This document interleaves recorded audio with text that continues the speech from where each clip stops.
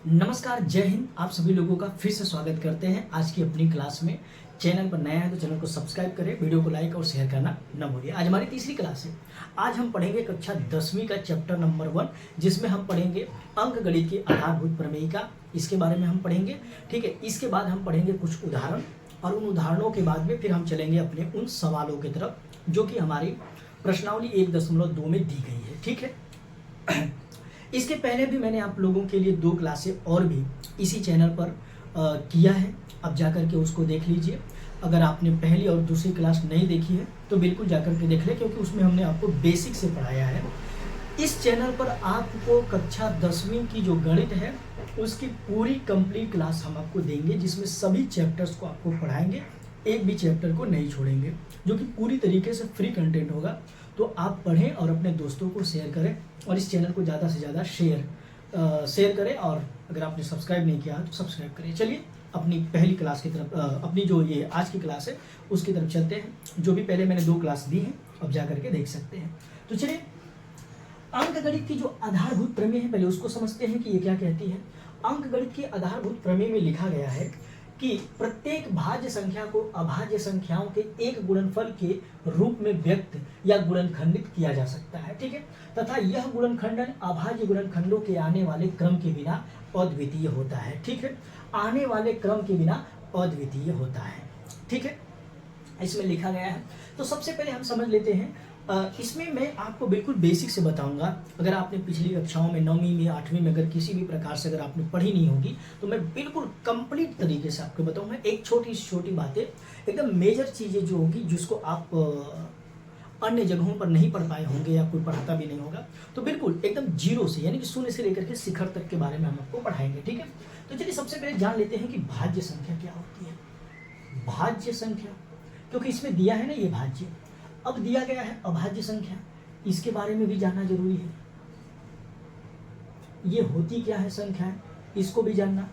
भाज्य संख्या वह संख्या होती है जो कि एक को छोड़ करके यदि 2 या 2 से अधिक संख्या उसका या गुणनखंड हो, या वो 2 या 2 से अधिक संख्याओं से कटती हो, तो वह संख्या भाज्य संख्या कहलाती है। उदाहरण के लिए जैसे कि हम 4 को ले लें, 4 को काटेंगे तो ये कटेगा किससे, 2 दूनी के 4, फिर ये 2 एकम में 2। अब देख ले कि ये जो 4 है ये कितनी संख्याओं से कटा है, 1 और 2, और फिर किससे कटा है, 1 से भी कटा है ये। यानी अगर हम 1 को छोड़ दें तो यह संख्या कितनी संख्याओं से कट रही है, तो 1 और 2, यानी कि जो 2 है उसी से ये 2 बार कट रही है, 2 से 2 बार कट रही है। आप इसे ऐसे भी लिख सकते हैं कि वह संख्या 1 को छोड़ करके जिसके पास में 2 या 2 से अधिक गुणनखंड हो, 2 या 2 से अधिक गुणनखंड हो, वह संख्या भाज्य संख्या कहलाती है। तो इसके पास में 2 से अधिक गुणनखंड है, 1 और 2 से अधिक गुणनखंड है, यानी कि यह संख्या कितनी संख्याओं से कट रही है, ये संख्या 2 से भी कट रही है और 4 से भी कट रही है, यानी कि ये 2 से भी कटेगी, 4 से भी कटेगी, ठीक है। इसीलिए यह संख्या कौन सी संख्या कहलाएगी, भाज्य संख्या। यानी कि वह संख्या जो 2 से कटे, वह संख्या जो 2 या 2 से अधिक संख्याओं से कटे। ये जो 4 है ये 2 से भी कट रहा है और 4 से भी कट रहा है, इसीलिए भाज्य है। जैसे कि 6 ले लेते हैं, 6 किससे किससे कटेगा, इधर देख लीजिए। तो 6 पहले 2 से कटेगा, 2 तिहाई 6, फिर 3 एकम में 3। अब ये जो 6 है वो किससे किससे कट रहा है, ये 2 से भी कट रहा है, 3 से भी कट रहा है, और 6 से भी कटेगा और 1 से भी कटेगा। यानी कि ये संख्या कितने से कट रही है, आप इसको ऐसे भी डॉट डॉट अगर करके लिख ले। यानी कि ये 2 से भी कटेगा, 3 से भी कटेगा, 6 से भी कटेगा, 1 से भी कटेगा। इसके कितने गुणनखंड हो गए, 1 2 3 और 1 4, इसके 4 गुणनखंड है। यानी कि ये जो 6 है वो कितनी संख्याओं से कट सकता है, तो 4 संख्याओं से कट सकता है। इसीलिए हम सीधे सीधे कह सकते हैं कि जो संख्याएं 2 या 2 से अधिक, 1 को छोड़ करके 2 या 2 से अधिक संख्याओं से कटती हो, वह संख्या भाज्य संख्या कहलाती है। उदाहरण के लिए 4 हो गया, 6 हो गया, 8 हो गया, 9 भी आता है, 9 हो गया, 10 हो गया, 12 हो गया, 12 हो गया, 14 हो गया, और डॉट डॉट डॉट बहुत संख्याएं आती है, ठीक है। अब चलते हैं अभाज्य संख्याओं की तरफ की। अभाज्य संख्याएं क्या कहलाती हैं। अभाज्य संख्या वह संख्या होती है जो या तो 1 से कटे या तो खुद से कटे, वह संख्या अभाज्य संख्या कहलाती है। जैसे 2 हो गया, 3 हो गया, 5 हो गया, 7 हो गया, 11 हो गया, 13 हो गया, 17 हो गया, 19 हो गया, 23 हो गया, 29 हो गया, 31 हो गया। ये सब जो संख्याएं होती हैं डॉट डॉट डॉट, ये सब जो संख्याएं होती हैं या तो ये खुद से कटेंगी या तो 1 से कटेंगी। इनमें से कोई ऐसी संख्या है जो जिसको दूसरी संख्या काट सकती है? ये तो ये 1 से कटेंगे या तो खुद से कटेंगे। इनके अलावा इनको कोई ऐसा नहीं है इस धरती पर शेर जो इनको काट दे। डेसिमल की बात नहीं कर रहे हैं, ठीक है, जो पूर्णतः कट जाए। डेसिमल की बात नहीं है, पूर्णतः कट जाए, ठीक है। तो ये संख्याएं भाज्य संख्या है, ये संख्या अभाज्य संख्या होती है, ठीक है। अब हम चलते हैं अपनी प्रमेय के ऊपर कि प्रत्येक भाज्य संख्याओं को अभाज्य संख्याओं के एक गुणनफल के रूप में व्यक्त या गुणनखंडित किया जा सकता है तथा यह गुणनखंडन अभाज्य गुणनखंडों के आने वाले क्रम के बिना अद्वितीय होता है। यदि कोई संख्या आरोही क्रम में आए, आरोही क्रम में, जैसे कि 2 3 5 7, इस प्रकार से अगर कोई संख्या हो तो इसी संख्या को हम क्या कहते हैं?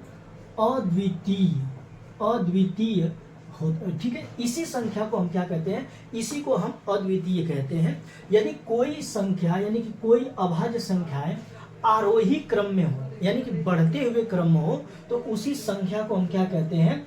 अद्वितीय, अद्वितीय संख्या कहते हैं, ठीक है। वह संख्या क्या होती है? तो अद्वितीय होती है। अब चलिए एक उदाहरण ले लेते हैं, एक उदाहरण ले लेते हैं जो कि हमारे में दिया गया है और वो है 32,760। इसी से पूरा हम खेल समझेंगे, ठीक है। 32,760 हम इसी से खेल समझेंगे। चलिए इसको हम क्या करते हैं? इसका गुणनखंड कर लेते हैं, गुणनखंड कर लेते हैं। 32,760 का जब हम गुणनखंड करेंगे, अगर कोई संख्या लास्ट में 0 हो तो वह संख्या 2 और 5 से कटेगी, कटेगी। तो चलिए काटते हैं। 2 1 में 2, 2 6 12, 2 3 6, 2 8 16, फिर 0, फिर 2 से काटेंगे, 2 8 16, 2 1 में 2, 2 9 18, ठीक है। अब फिर 2 से कटेगा, 2 4 8 और 2 संख्याएं एक साथ उतरेगी तो यहाँ पर 0 आएगा और 2 9 18, 2 5 10। अब ये किससे कटेगा? तो 3 से कटेगा। 3 1 में 3, 3 3 के 9, फिर 1 3 6 18, 3 5 15, फिर ये 3 से कटेगा, काट के देखते हैं। 3 4 के 12, हाथ में 1, 3 5 15, 3 5 15। अब ये 5 से कटेगा, 5 9 के 45, 5 1 में 5। अब ये 7 से कटेगा, 7 1 में 7, 7 3 के 21। अब ये 13 से कटेगा, 13 1 में 13। आप इसे लिख सकते हैं, कैसे लिख सकते हैं? अगर आप इसे देखेंगे तो ये है 2 गुने 2 गुने 2 गुने 3 गुने 3 गुने 5 गुणे 7 गुणे 13, 7 गुणे 13। अब यहाँ पर देखिए ये जो संख्याएं हैं ये आरोही क्रम में, अभाज्य संख्याओं के आरोही क्रम में आ रही हैं, यानी कि अभाज्य गुणनखंडों के आने वाले क्रम में, यानी कि आने वाला क्रम 3 2 3 5 7 ये आरोही क्रम होता है। तो देखिए ये आरोही क्रम है। अगर आप इसी को जो संख्याएं एक जैसी है अगर उसी संख्या को जितनी है उतना लिख दें तो वह घातांक हमें प्राप्त हो जाएगा, घात प्राप्त हो जाएगा। इधर देखिए 2 है और ये 2 कितनी बार है? 1 2 3 बार है तो यहाँ पे लिख देंगे 3। यहाँ पर 3 कितनी बार है? तो 2। 5 कितनी बार है? 1। 7 कितनी बार है? 1। 13 कितनी बार है? 1। अब यहाँ पर देखेंगे तो यहाँ पर हमें घात प्राप्त हो गया। 2 की कितनी घात है? 3 और 3 की कितनी घात है? 2। तो अगर कोई संख्या लिखी गई है और उसके ऊपर कुछ अंक लिखे गए हैं तो वह संख्या दर्शाती है कि वह संख्या उतनी बार रिपीट की गई है।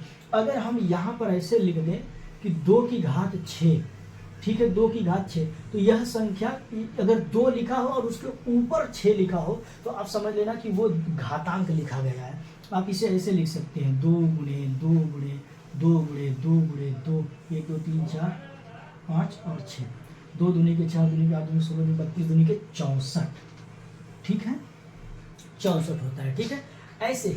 और ये हमको घातांक प्राप्त हो जाते हैं। अद्वितीय हमने बता ही दिया है आपको। अद्वितीय संख्या क्या होती है? अगर कोई संख्या अपने बढ़ते हुए क्रम में जा रही हो तो उसी संख्या को अद्वितीय कहा जाता है। और यहाँ पर देखें तो 2 है, 3 है, 5 है, 7 है, 13 है, ये बढ़ते हुए क्रम में जा रहा है, इसीलिए ये संख्या क्या हो जा रही है? तो ये क्या हो जा रही है? अद्वितीय हो जा रही है। और ये वही कह रहा है कि यह गुणनखंडन अभाज्य गुणनखंडों के आने वाले क्रम के बिना अद्वितीय होता है, ठीक है। हमने उसको उसी क्रम में लिख दिया है, इसलिए ये संख्या क्या कहला रही है, तो ये अद्वितीय कहला रही है। और जब भी आप कोई सवाल अगर सॉल्व करेंगे और उस सवाल को इस क्रम में आप लिखेंगे तभी वह संख्या अद्वितीय में बदल जाएगी। ठीक है, तो इस जो प्रमेय है, इस प्रमेय में यही चीजें लिखी गई हैं, इसको हमें समझना है। और हमने यहाँ से आपको समझा दिया कि जब आप इस रूप में लिखेंगे, यानी कि अभाज्य संख्याओं के बढ़ते हुए क्रम में लिखेंगे, तब जाकर के वह संख्या क्या होगी, तो वह संख्या अद्वितीय संख्या हो जाएगी। ठीक है, तो ये जो हमारी प्रमेय थी ये पूरी तरीके से अब समाप्त हो गई है। अब हम चलते हैं अपने कुछ उदाहरण को ले लेते हैं, उन उदाहरण को समझेंगे। ठीक है, तो चलिए उदाहरण की तरफ चलते हैं। देखिए, अब हमारे पास में एक उदाहरण दिया गया है जो हमारे चैप्टर में दिया है। उदाहरण दिया है कि संख्याओं 4 की घात n पर विचार कीजिए कि यहाँ n एक प्राकृतिक संख्या है। जांच कीजिए कि n का कोई ऐसा मान है जिसके लिए 4 की घात n अंक शून्य पर समाप्त होती है। देखिए, अगर कोई भी संख्या शून्य पर समाप्त होती है तो उस संख्या का गुणनखंड 2 और उस संख्या के गुणनखंड में 2 और 5 का होना बहुत जरूरी है। यदि कोई संख्या 0 पर तभी समाप्त हो सकती है जब उसके गुणनखंड में 2 और 5 आए। ठीक है, आप देख सकते हो जैसे कि 10 है तो 2 गुणे 5, जैसे कि 20 है 2 दूनी के 4 5 20। ठीक है, हाँ ठीक है। इसी प्रकार से अगर आप और भी संख्याएं देखते जाएंगे, कोई बड़ी अगर आप 140 को ले लें, ठीक है, 140 को ले लें तो देखिए 2 7 14, ठीक है, 2 7 14, ये जाएगा 2 तिहाई 6 और 2 5 10, फिर 5 7 35 और 7 1 में 7। इस संख्या में देखो कि 2 और 5 आ रहा है। जिस संख्या में 2 और 5 आएगी वह संख्या 0 से कटेगी, उस संख्या के लास्ट में 0 आएगा, नहीं तो नहीं आएगा। ठीक है, वह संख्या 0 पर समाप्त हो सकती है, नहीं तो नहीं। यहाँ पर लिखेंगे हम हल। हल में क्या लिखेंगे, अब हल में क्या बोला है, सिद्ध करना है। लिखेंगे यहाँ पर सिद्ध करना है, सिद्ध करना है कि 4 की घात n, 4 की घात n अंक, 4 की घात n अंक शून्य पर समाप्त होता है, शून्य पर समाप्त होता है। यही हमको सिद्ध करना है। अब इसको सिद्ध करने के लिए क्या लिखेंगे, अब यहां पर लिखेंगे कि यदि कोई संख्या शून्य पर, कोई संख्या शून्य पर तभी समाप्त हो सकती है, तभी समाप्त हो सकती है जिसके गुणनखंड में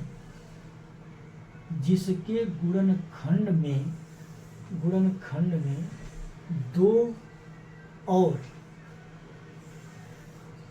5 होगा। जिस संख्या के गुणनखंड में 2 और 5 होगा वह संख्या शून्य पर समाप्त हो सकती है।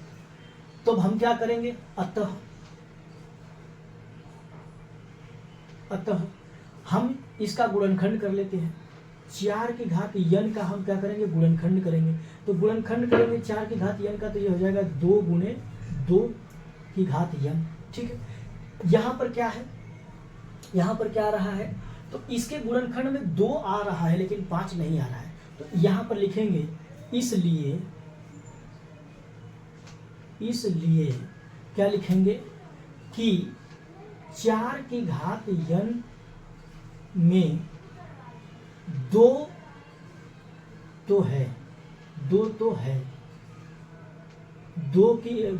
4 की घात n में गुणनखंड यहाँ पर लिखना पड़ेगा, पूरा लिखना पड़ेगा। ठीक है, 4 की घात n में गुणनखंड 2 तो है, परंतु 5 नहीं है, 5 नहीं है। ठीक है, 5 नहीं है, इसलिए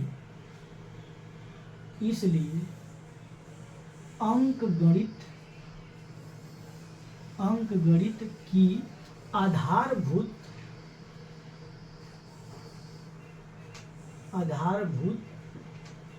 प्रमेय से यह संख्या शून्य पर समाप्त नहीं हो सकती है। ठीक है, और यही हमारा क्या हो जाएगा, तो यही हमारा क्या हो जाएगा, यही हमारा आंसर हो जाएगा, यही लिखना है। ठीक है, और यही हमारा क्या हो जाएगा, यही आंसर हो जाएगा, बस यही लिखना है। क्योंकि इस संख्या के गुणनखंड में 2 है परंतु 5 नहीं है, इसीलिए अंकगणित की आधारभूत प्रमेयिका से, क्योंकि आपने इसको अंकगणित की आधारभूत प्रमेयिका से भी हमने पढ़ा था, जब हमने 4 का गुणनखंड किया, और यहाँ पर आपको 4 का गुणनखंड करके लिखना पड़ेगा। और देखिए इधर पर 2 दूनी के 4 गुणनखंड किया, यहाँ पर ठीक है गुणनखंड किया, तो इधर पे देखिए हमने अंकगणित की आधारभूत प्रमेयिका से हमने गुणनखंड किया है, और गुणनखंड के आधार पर ये 5 इसमें आया ही नहीं है। जब 5 नहीं आया तो यह संख्या जो शून्य पर कभी भी समाप्त नहीं होगी, और यदि कोई संख्या शून्य पर तभी समाप्त हो सकती है जब उस संख्या के गुणनखंड में 2 और 5 की उपस्थिति होगी तभी। ठीक है, तो इसका स्क्रीनशॉट ले लीजिए। ठीक है, अब चलते हैं अपने अगले सवाल की तरफ। 6वां उदाहरण चलते हैं। 6वें उदाहरण में क्या लिखा है, 6वें उदाहरण में लिखा है कि 6 और 20 के अभाज्य गुणनखंड विधि से HCF और LCM निकालना है। ये बड़ी आसान सी चीज़ है, अपने पिछली कक्षाओं में जरूर पढ़ा होगा। ठीक है, इसमें बस कुछ चीज़ें हैं जो कि हमें आगे चल करके काम देंगी, इसीलिए इसको पढ़ना है। ठीक है, तो चलिए हम 6 और 20 का गुणनखंड अभाज्य गुणनखंड विधि से इसका हम HCF और LCM निकालेंगे। विधि क्या होगी उसके बारे में पढ़ेंगे। यहाँ पर लिखेंगे हल में हमको क्या करना है, 6 और 20, ठीक है 6 और 20 दिया है, इसका हमने HCF और, ठीक है 6 और 20 का HCF और LCM ज्ञात करना है। ठीक है, ज्ञात करना है। ठीक है, ज्ञात करने के लिए क्या करेंगे, सबसे पहले अभाज्य गुणनखंड इसका कर लेते हैं। तो देखिए 6 का लिखेंगे, इधर पे 6 लिख देंगे, इधर पे 20। ठीक है, इधर साइड में कर लेते हैं गुणनखंड। 6 का करेंगे तो 2 तिहाई 6, फिर 3 एकम में 3, इधर कितना आ गया, इधर आ गया 2 गुने 3। ठीक है, 20 है तो 20 का भी कर लेते हैं, 20 का करेंगे। ठीक है, 20 का करेंगे, 2 एकम में 2, 10 बार में गया है ना, 2 5 10, फिर 5 एकम में 5, 2 गुणे 5, 2 गुणे 5। ठीक है, एक कितना दिया है, 2 गुणे 5, 2 दूनी के 4, 5 20, और कितना दिया है 2 गुणे 3। अच्छा, अब इसमें क्या करना है, हमको ये निकालना है कि HCF और LCM। HCF जब निकालेंगे तो HCF क्या होता है, वह बड़ी सी बड़ी संख्या जो इन दोनों संख्याओं को काट दे, वह बड़ी सी बड़ी संख्या जो इन दोनों संख्याओं को काट दे। लेकिन इसमें निकालोगे कैसे, अगर अभाज्य गुणनखंड विधि से अगर हमने निकाला हो तो इसमें हमें घात चेक करना पड़ेगा। इसमें क्या करेंगे कि इसका भी लिख देंगे, इसमें कोई घात है, देखिए 2 की घात 1 है और 3 की घात 1 है, यहाँ पर 2 की घात 2 है और 5 की घात 1 है। ठीक है, 2 की घात 2 है और 5 की घात 1 है। यदि आप HCF निकाल रहे हो, यदि आप HCF निकाल रहे हो तो HCF निकालते समय पर आपको एक बात का ध्यान देना है कि उभयनिष्ठ संख्या, इसमें से जो उभयनिष्ठ गुणनखंड होगा, इसमें से उभयनिष्ठ गुणनखंड क्या है, तो इधर देखिए, इधर 2 है, इधर 3 है, इधर 2 है, इधर 5 है, तो उभयनिष्ठ गुणनखंड इसमें भी 2 है, इसमें भी 2 है, तो इसमें लिख देंगे 2। अब इसमें घात चेक करना है, उभयनिष्ठ गुणनखंडों की सबसे छोटी घात लिखना है। इसमें 2 घात है और इसमें 1 घात है, तो सबसे छोटी घात क्या होगी, तो सबसे छोटी घात है 1। ये 2 छोटा है कि 1 छोटा है, 1 छोटा है, इसीलिए इसका जो HCF है ये 2 आ गया। अब इसमें कोई संख्या मैच कर रही है, उभयनिष्ठ का मतलब होता है कि जो संख्या दोनों में पाई जाए, इसमें 2 के अलावा कोई और संख्या नहीं है जो दोनों में पाई जाए, इसीलिए इसमें जो है वो 2 है। और इसमें जो उभयनिष्ठ 2 है, इन दोनों की जो सबसे छोटी घात है वो क्या है, 1 तो हमने ले लिया, इसीलिए इसका HCF 2 आ गया। ठीक है, अब एलसीएम निकालेंगे। एलसीएम में क्या करेंगे कि इसमें जितने भी संबंधित जो भी संख्या दी गई हो उसकी सबसे बड़ी घात ले लेंगे। तो सबसे पहले इसमें संबंधित क्या क्या है लिख लेते। देखिए, एक तो ये 2 है, 2 को लिख लेते हैं, फिर 3 है और फिर 5 है। इधर पर सबसे बड़ी संख्या जो सबसे बड़ी घात किसकी है, यानी कि 2 की सबसे बड़ी घात कितनी है, तो 2 है, यहाँ पे लिख देंगे 2। 3 की सबसे बड़ी घात किसे, 3 इसमें है, 3 इसमें नहीं है, इसीलिए 3 1 है। ठीक है, और 5 इसमें है और इसमें नहीं है, इसीलिए 5। अब इसको जब आप गुना करेंगे तो कितना हो जाएगा, 2 दूनी के 4, 4 तिहाई 12, अब 12 पंचे 60। ठीक है, 12 पंचे 60, इसीलिए जो इसका एलसीएम होगा वो 60 आएगा और HCF होगा वो कितना आएगा, 2 आएगा। ठीक है, एलसीएम 2 आएगा और HCF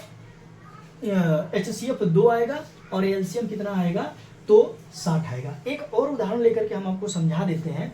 ठीक है, चलिए अगले उदाहरण पर चलेंगे तो और भी इसको आसानी से समझेंगे। तो ये चीज़ आप इसको देख लीजिए। हाईएस्ट कॉमन फैक्टर जिसको हम HCF कहते हैं, उभयनिष्ठ जो संख्या दी गई होगी, यानी कि उभयनिष्ठ जो गुणनखंड दिया होगा उस गुणनखंड की सबसे छोटी घात आपको लेना है। और एलसीएम में जितनी भी संख्याएं इसमें लिप्त होंगी, यानी कि जितने भी गुणनखंड, जितने भी अभाज्य गुणनखंड इसमें होंगे उसकी सबसे बड़ी घात आपको इसमें लिखनी पड़ेगी। ठीक है, चलिए एक और उदाहरण है उससे समझ लेते हैं। 7वें उदाहरण पर चलते हैं। देखिए 7वें उदाहरण में क्या दिया है कि अभाज्य गुणनखंड विधि द्वारा 96 और 404 का HCF ज्ञात करना है। इसके बाद में फिर हमको इसका एलसीएम ज्ञात करना है। लेकिन इसके लिए एक हमें और भी चीज़ जाननी पड़ेगी, जो कि इसके लिए मैं आपको बता रहा हूँ। देखिए, यदि किन्हीं 2 पूर्णांक दिए गए हैं, यदि कोई 2 पूर्णांक हो A और कोई 2 पूर्णांक दिया हो, ठीक है, कोई 2 पूर्णांक दिया हो हमारे पास में, कोई 2 धनात्मक पूर्णांक, ठीक है, धनात्मक पूर्णांक हो 2, एक मान लेते हैं A और एक मान लेते हैं B।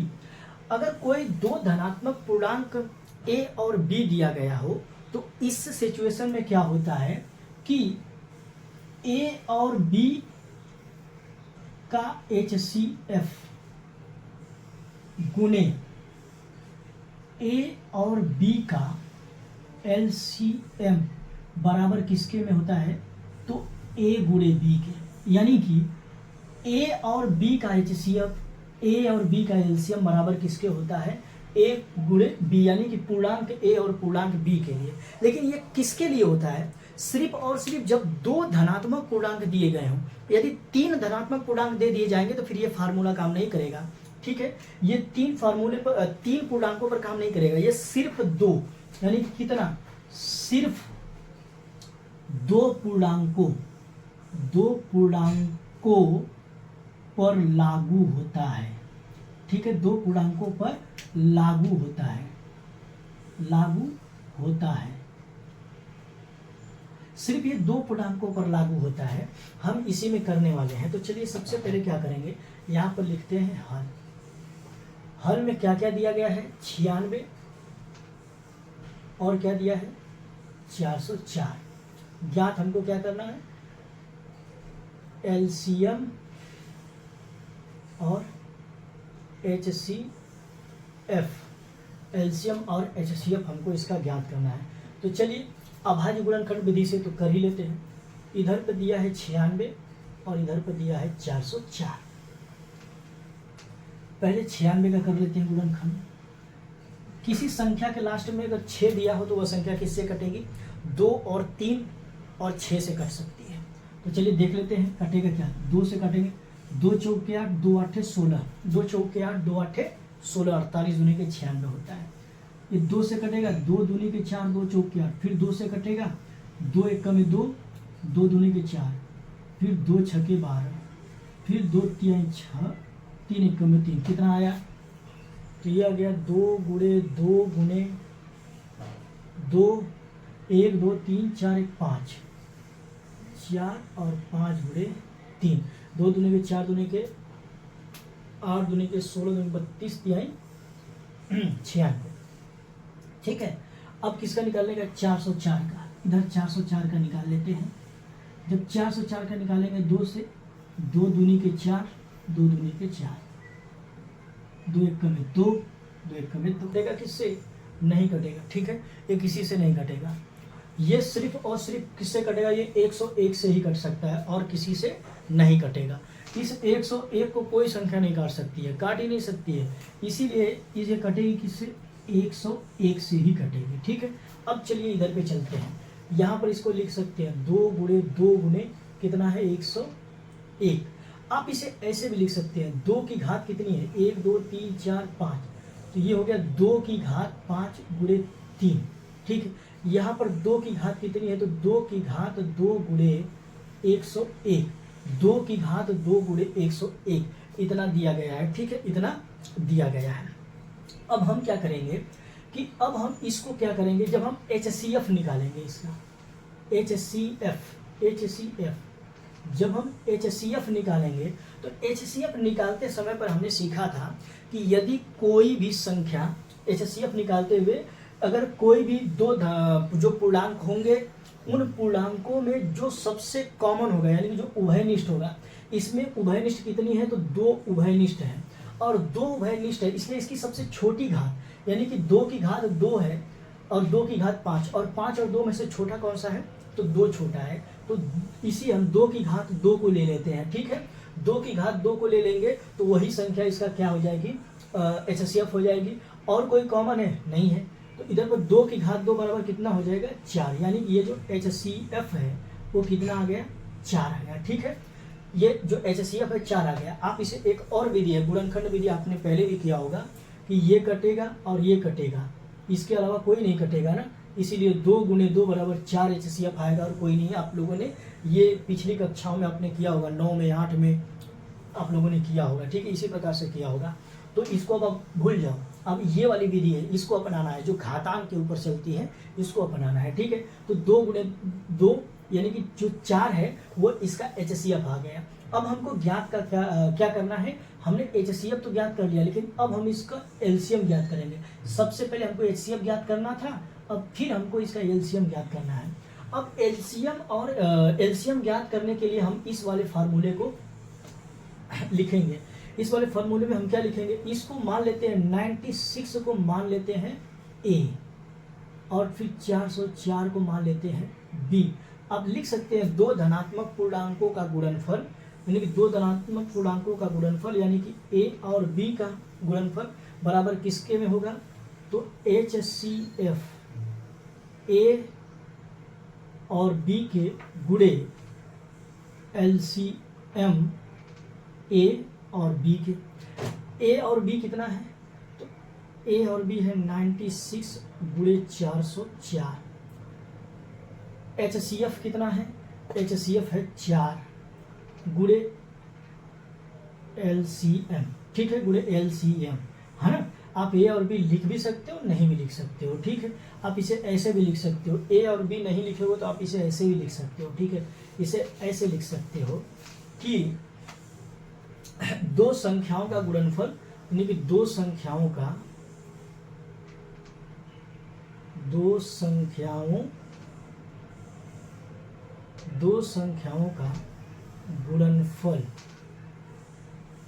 गुणनफल बराबर LCM गुणे HCF। तो 2 संख्या कौन सी थी? एक थी 96 और एक है 404 गुणे LCM निकालना है और HCF दिया है, कितना है? HCF हुआ ये, HCF कितना है? तो 4 हमको दिया है। अब 96 गुणे 404 भागे नीचे आ जाएगा 4 बराबर LCM। अब इसको 4 से भाग दे दो, 4 से भाग दोगे 4 एक में 4 और 4 एक में 4, और ये कितना हो जाएगा? 96 आ जाएगा, ठीक है, यही आएगा ना, 10196 अगर आप गुना कर देंगे। 6 एक में 6, 6 0, 6 एक में 6, 9 एक में 9, 9 0 0, 9 एक में 9, 96, ठीक है। अब ये कितना आ जाएगा? गुणा कर देंगे तो ये आ जाएगा 96 LCM, ठीक है। 96 96 एलसीएम, इसका 2 आंसर है और दोनों आ गया। ठीक है, इसका 2 एलसीएम था, हमको एचसीएफ ज्ञात करना था, हमको एलसीएम, ये हो गया आंसर और ये भी हो गया आंसर। ठीक है, हमने दोनों को लगा दिया। ठीक है, इस पर लगाया सिर्फ ये 2 पूर्णांकों तक। और इतना याद रख लेना कि किसी भी 2 संख्याओं का गुणनफल जो एलसीएम और एचसीएफ होगा वह सिर्फ 2 संख्याओं पर लागू होगा। अगर 2 की जगह 3 संख्या आ जाती है तो उस 3 संख्याओं का एलसीएम गुणे एचसीएफ उन 3 संख्याओं के गुणनफल के बराबर नहीं होगा। यह सिर्फ 2 संख्या दी गई होगी तो यह फार्मूला काम करेगा। उस अगर 2 संख्या दी गई हो तो आप उसका गुणनखंड निकाल करके उसका एचसीएफ निकाल लीजिए, और जैसे ही एचसीएफ निकाल लेंगे तो आप उसका एलसीएम निकाल सकते हैं। ठीक है, क्योंकि एलसीएम बड़ा आता है। अब चलते हैं नेक्स्ट उदाहरण की तरफ। ठीक है, स्क्रीनशॉट लेना है तो ले लीजिए। ठीक है, ये सबसे लास्ट वाला सवाल है, जो उदाहरण है हम इसको करेंगे इसके बाद में। ठीक है, आज की क्लास यहीं पर स्टॉप कर देंगे। ठीक है, फिर नेक्स्ट क्लास में हम सीखेंगे कि किस तरीके से जो प्रश्नावली 1.2 है उसके अंतर्गत जितनी भी सवाल है हम उसको सॉल्व करेंगे। ठीक है, ऐसे ही हम आपको क्लास लेंगे। एक दिन हम आपको उस क्लास के अंदर जितनी भी भूमिका होगी उसको पढ़ाएंगे, और फिर अगले दिन उसके अंदर जितने भी उदाहरण होंगे, जितने भी एग्जाम्पल होंगे, उन एग्जाम्पल यानी कि जो पहली क्लास होगी उस क्लास में जितने एग्जाम्पल होंगे हम उसको पढ़ेंगे, उसके अंदर की भूमिका को पढ़ेंगे, और फिर हम नेक्स्ट क्लास में जो प्रश्नावली है उसको सॉल्व करेंगे। क्योंकि जब तक आप किसी चीज़ को पढ़ेंगे नहीं, समझेंगे नहीं, तो फिर आप प्रश्न कैसे कर सकते हो। और एक ही दिन में मैं एक चैप्टर पढ़ा दूँ, पूरी तरीके से उसकी भूमिकाओं को पढ़ा दूँ, फिर आपको अलग तरीके से जो क्वेश्चन उसको सॉल्व कराऊं तो आप नहीं कर सकते हैं। ठीक है, भूल जाएंगे, नहीं कर सकते हैं, इतनी आपकी मेमोरी इतनी स्ट्रांग नहीं है। ठीक है, क्लास देने के लिए, व्यूज लेने के लिए लोग कुछ भी कर सकते हैं, बिल्कुल वैसा नहीं पढ़ना है। ठीक है, एकदम सिंपल सा पढ़ना है, जैसे आप कोचिंग में पढ़ते हैं बिल्कुल वैसा ही पढ़ाऊंगा। ठीक है, 8वां उदाहरण है, इसमें दिया गया है कि 6 है, 72 है और 120 है। इसका अभाज्य गुणनखंड विधि के द्वारा एचसीएफ और एलसीएम ज्ञात करना है। ठीक है, तो चलिए हम यहाँ पर लिख लेते हैं हल। हल में क्या लिखेंगे, 6, 72 और 120 का क्या क्या ज्ञात करना है, एचसीएफ और एलसीएम ज्ञात करना है। तो चलिए इधर पे लिख लेते हैं 6, इधर पे लिख लेते हैं 72, इधर पे लिख लेते हैं 120। ठीक है, तो पहले 6 का निकाल लेते हैं। 6 का हमने निकाला था, हमको मालूम है कि 2 तिहाई 6, 72 का निकाल लेते हैं। 72 का निकालेंगे तो 2 तिहाई 6, ठीक है, 2 तिहाई 6 और 2 छक्के 12, फिर 2 से जाएगा 2 एकम 2, 2 8 16, फिर 2 9 18, फिर 3 तिरिक और फिर 3 एकम में 3। ठीक है, तो ये हो जाएगा 2 गुणे 2 गुणे 2, फिर 3 गुणे 3। राइट, ठीक है, अब हम चलते हैं इसको 120 का कर लेते हैं। 120 का जब हम गुणनखंड करेंगे तो कैसे करेंगे, 2 छक्के 12, फिर 2 से जाएगा 2 तिहाई 6, फिर 2 से जाएगा 2 एकम में 2 और 2 पाँचे 10, फिर किससे जाएगा 3 से, 3 पचे 15, फिर 5 से जाएगा 5 एकम 5। अब यहाँ पर देखेंगे तो कितना आया है, 1 2 कितनी बार है, 3 बार में, फिर 3 कितनी बार है, 1 बार में, और फिर कितना है, 5 है 1 बार में। अब यहाँ पर हम सभी को घातों के रूप में लिख सकते हैं। यहाँ पर अगर हम घातों के रूप में लिखें तो घातों के रूप में जब लिखेंगे तो ये कितना हो जाएगा, 2 की घात 1 गुणे 2 की घात 3, इसे लिख सकते हैं 2 की घात 1 2 3 गुणे 3 की घात 2, और फिर यहाँ पर लिखेंगे तो ये हो जाएगा 2 की घात 3 गुणे, ठीक है, गुणे 3 की घात 1 गुणे 5 की घात 1। और जब भी हम किसी संख्या का एचसीएफ निकालते हैं, जब हम एचसीएफ निकालते हैं तो एचसीएफ निकालते समय मैंने बताया था कि जो उभयनिष्ठ है, इसमें उभयनिष्ठ क्या है, देखिए 2 इसमें भी है, इसमें भी है, इसमें भी है, तीनों में 2 है तो लिख लेते हैं 2, और एक जो 3 है ये भी तीनों में जो है वो है, यानी कि उभयनिष्ठ है। इसकी जो सबसे छोटी घात है वो क्या है, तो इसमें 2 की सबसे छोटी घात 1 है, तो यानी कि 2 एकम में 2 लिख देंगे। और इसमें जो 3 की सबसे छोटी घात होगी उभयनिष्ठ, यानी कि 3 तीनों में है, लेकिन सबसे छोटी घात 1 है, तो यहाँ पर लिख देंगे 1, ठीक है। यानी कि 2 तिहाई 6, कितना आ जाएगा 6, यानी कि जो इसका HCF है वो 6 आएगा। लेकिन एलसीएम के समय पर क्या होता है, एलसीएम के समय पर इसमें जितनी संख्याएं हैं उन सभी संख्याओं को लिख लेते हैं। देखिए इसमें 2 है, ठीक है, इसमें 3 है और इसमें 5 है। केवल यही 3 ऐसी संख्याएं हैं जो इसमें आई हुई है। अब इसकी जो सबसे बड़ी बड़ी घात है वो लिख लेते हैं। 2 की सबसे बड़ी घात 3 है, तो यहाँ पर लिख लेंगे 3। 3 की सबसे बड़ी घात 2 है और 5 की सबसे बड़ी घात 1 है। अब हम इसका गुणनफल निकालेंगे गुणा करके, तो 2 दूनी के 4, ठीक है, 2 दूनी के 4 और 4 तिहाई 12। अब ये कितना हो जाएगा, आप इसको गुणा करेंगे तो 2 दूनी के 4 तिहाई, 2 दूनी के 4 दूनी के 8, फिर 3 गुणे 3 गुणे 5, 2 दूनी के 4 दूनी के 8, फिर 8 तरीके 24 तिहाई 72। अब 72 पंचे 5 दूनी के 10, 7 पचे 35 तो 36, 360। यानी कि ये जो एलसीएम है वो कितना आ जाएगा, 360 आ जाएगा, ठीक है। इसका जो एलसीएम है वो कितना आएगा, तो 360 आ जाएगा।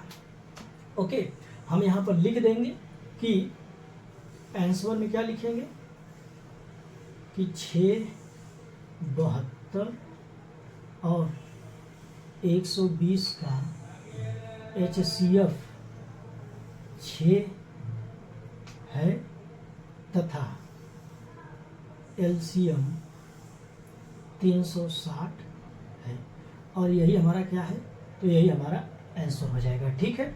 यही हमारा क्या हो जाएगा, आंसर हो जाएगा।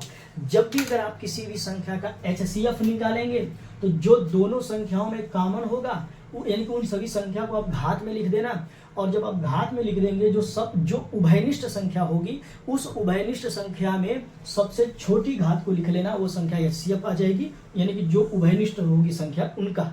और एलसीएम निकालते समय पर जो भी संख्याएं दी गई हो, चाहे वो 2 हो, 3 हो, 4 हो, जितनी भी आपको धनात्मक पूर्णांक दिए गए हैं, उन सभी धनात्मक पूर्णांकों का जब आप अभाज्य गुणनखंड करेंगे उसमें जितनी संख्याएं शामिल होंगी, जैसे कि इसमें 2 शामिल है, 3 शामिल है, 5 शामिल है, सब में जितनी जितनी संख्याएं शामिल होंगी उनकी सबसे बड़ी बड़ी घात को लेकर के आप उसका गुणनफल निकालेंगे, और वही संख्या क्या कहलाएगी, उसका एलसीएम कहलाएगी, ठीक है। तो चलिए आज की जो क्लास है वो पूरी तरीके से यहीं पर समाप्त होती है। मिलते हैं अपनी अगली क्लास में, तब तक के लिए धन्यवाद। वीडियो पसंद आया तो वीडियो को लाइक, चैनल को सब्सक्राइब और शेयर करना न भूलिए। मिलते हैं अगली वीडियो में, तब तक के लिए धन्यवाद।